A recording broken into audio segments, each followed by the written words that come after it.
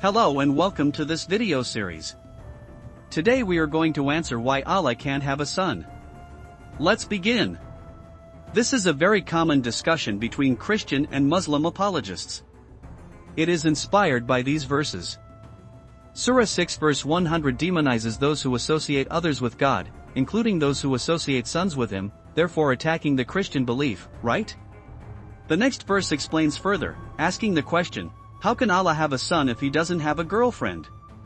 Again, this is attacking the Christian belief, right? Well, wrong. That's the standard Islamic narrative speaking, not the writing in the Quran. Let's break it down. The first verse is not talking about Christianity, as it talks about some unspecified people who associate jinn, sons and daughters with God, and the assumption that Christians fall in that category is just an assumption. After all, this video series revolves around the Judeo-Nazareens, who were, for need of a better word, Christians. In fact, note how the verse includes the word, falsely. For that verse to be completely exclusive, it should say that others associate sons and daughters, however the verse says that some do so falsely, indicating that some associations are in fact accepted by the book's authors. The next verse will make the context clear. Notice how the verse begins with, He is the originator of the heavens and the earth, but it doesn't specify who that is. The writer describes the character by his actions and not by name. We assume it has to be Allah because Muslims keep insisting that that's the case, but the book says otherwise. In fact, when these verses were written, the audience were Jews and Christians, because Muslims and Islam had not been invented yet. In the context of the Jews and Christians, specifically the Judeo-Nazareens who wrote much of the Quran and were heretic Christians, the originator of the heavens and the earth is someone else, and the Gospel gives us the answer. According to the beliefs of those who wrote the Proto-Quran, the Creator was the Word of God, known as Jesus, and people who heard those words they would have understood immediately who the speaker was talking about. Now we can understand the rest of the verse because we understand it is not talking about Allah, but Jesus. How could he have a son when he does not have a companion? But another lie gets exposed by the literal translation of Saint Murad.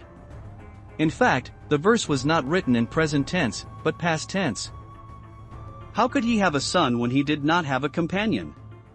We now see that the person referred to in this verse, before the standard Islamic narrative was created and superimposed a different meaning on the verse, it was talking about Jesus not having descendants, as he famously had no companion.